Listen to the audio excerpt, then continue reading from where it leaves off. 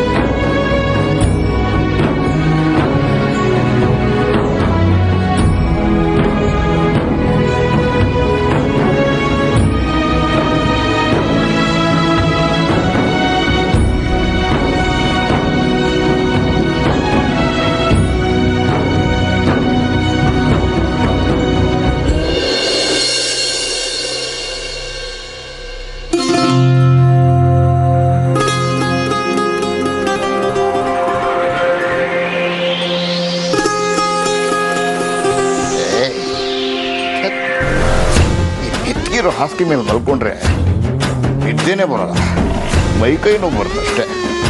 ಅಯ್ಯಪ್ಪ, ಇಲ್ಲಿ ಇಳಿಯೋದು ಕಷ್ಟ, ಹತ್ತೋದು ಕಷ್ಟ, ದೇವರೇ ಗತಿ.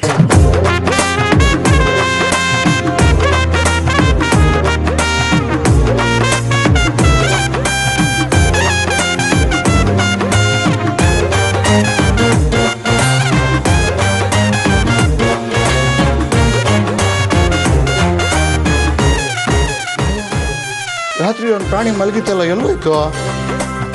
ಓಹ್, ಬೆಡ್ ಕಾಫಿ ತಂದ್ಬಿಟ್ಟಿಯನ್ನಮ್ಮ, ಕೊಡು ಕೊಡು ಕೊಡು. ಹಲ್ಲು ಉಜ್ಜಿದೇನಪ್ಪ?